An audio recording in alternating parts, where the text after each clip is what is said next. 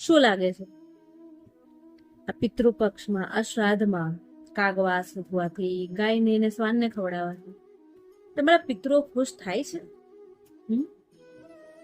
આ ખાવાનું તમે એમના નામે મૂકી રહ્યા છો તો એવો જ આવીને ખાઈને જાય છે એવી ખાતરી છે તમને? જરાય.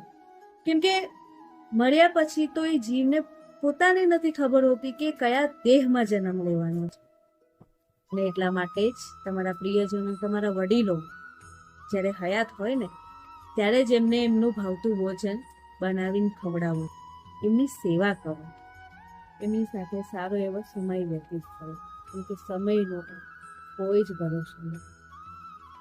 અને રહી વાત શ્રાદ્ધની, તો ફક્ત આ શ્રાદ્ધના 15 દિવસ જ કેમ આપણે પ્રાણીઓને ખવડાવવું છે? વર્ષના 365 દિવસ છે.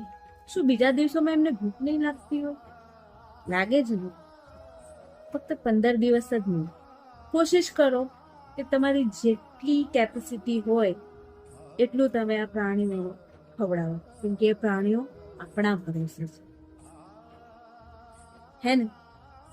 હર હર મહાદેવ.